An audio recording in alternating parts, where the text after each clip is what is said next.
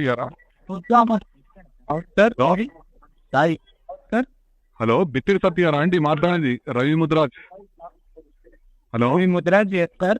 కుమార్ గారు, నా పేరు కేశవరెడ్డి అండి, రాష్ట్రీయ మానవ సేన.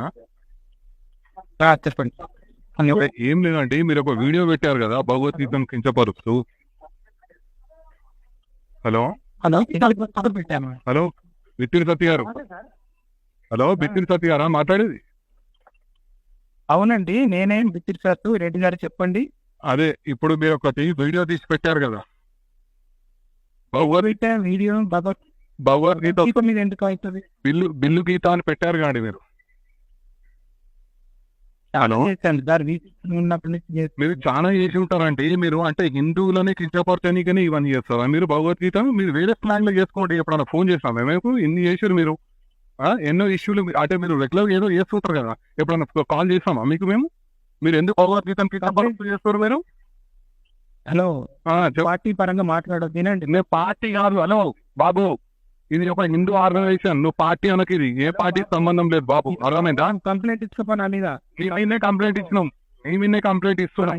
బరాబర్ నీ మీద యాక్షన్ ఉంటుంది. నువ్వు ఇచ్చుకో అనేది పెద్ద మాట్లాడుతున్నావేమో, నీకు లీగల్ ఎట్లా బుద్ధి చెప్పాలో చెప్తాం.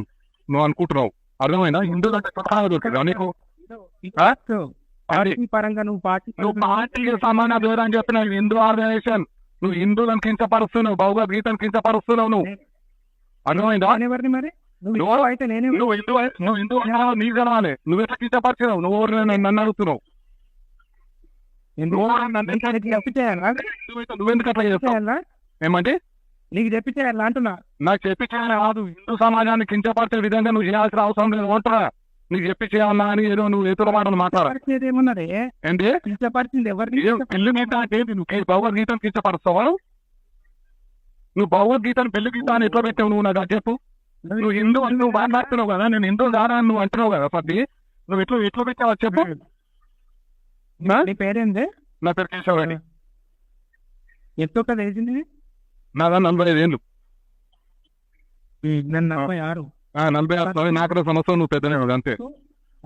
కానీ హిందువులను ఒక నిమిషం, నువ్వు హిందువులను గౌరవించే విధంగా ఉంటూ నువ్వేం చేసుకో. నువ్వు అన్ని పడతాను ఒకటి గుర్తుపెట్టు. ఒక నిమిషం సత్య గారు, ఒక నిమిషం చెప్తున్నా.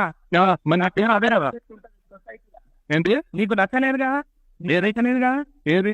అవును, నాకు నచ్చలేదు. నాకు నచ్చలేదు. 1000 మందికి నచ్చింది. ఎవరికి నచ్చింది? 1000 మంది. అయితే నువ్వు హిందూ సమాజానికి కింద పరుచుకుంటూ భగవద్గీత మీద పెడతావాను? నువ్వు సబ్స్క్రైబ్ చేయకు, నువ్వు నా దాన్ని డిలీట్ చేయి, బ్లాక్ లో పెట్టుకో. నువ్వు చూడకు, అవన్నీ నువ్వు చెప్పాల్సిన అవసరం లేదు. హిందూ సమాజం నీకు ఎట్లా బుద్ధి చెప్పానో చెప్తుంది. బరాబర్ హిందూ సమాజంతో నీకు చెప్పిస్తా. నువ్వు అనుకుంటున్నావు సబ్స్క్రైబ్ చేయకు, నువ్వు బ్లాక్ లో పెట్టుకో, నువ్వు చూడకు, ఇవన్నీ సినిమా డైలాగులు అవసరం లేదు. అర్థమైందా? ఇగో అందరికి అందరు ఉంటారు, అందరికి అందరూ ఉండొచ్చు. నువ్వు మాట్లాడేది నువ్వు మాట్లాడకు. అర్థమైందా? ఏంటి కేశవరెడ్డి, నువ్వు నాకు రవి ముద్రాజ్ నువ్వు ఇంకోసారి దయచేసి హిందువులకు ఇట్లా కించపడతాకు. అర్థమైందా? హిందూ ధర్మం కోసం పాట పడతా. నువ్వేం పాట పడతావో ఏం చేస్తావో ఆ వీడియో చూస్తే తెలిసిపోతుంది. నేను చెప్పేది వినో. నువ్వు చెప్పేది అంటే నేనేది వీడియో పెట్టా. ఎందుకు చెప్తారు? ఈ సార్ ఎందుకు చెప్తారు? ఏది ఇంత కించపరచుకుంటారు? ఈ సార్ చెప్తాను ఇంకా మాట్లాడుతున్నాను. ప్రచారం చేసినప్పుడు నీ బాధ్యత కదా.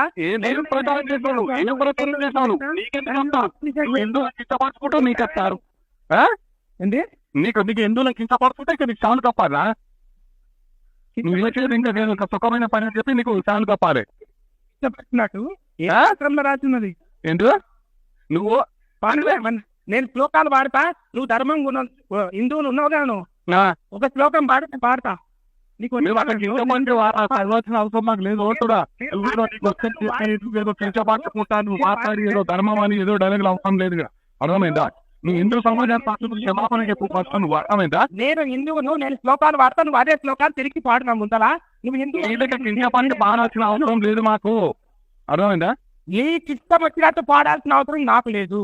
నీకు లేకపోతే నీకు హిందూ సమాజం ఏ రకంగా బుద్ధి చెప్పాలో అట్లా చెప్తాం. న్యాయబద్ధంగా చట్టబద్ధంగా అన్ని రైట్ ఎదుర్కోగలరు. రైటా? పనివే లేవు హిందూ సమాజము.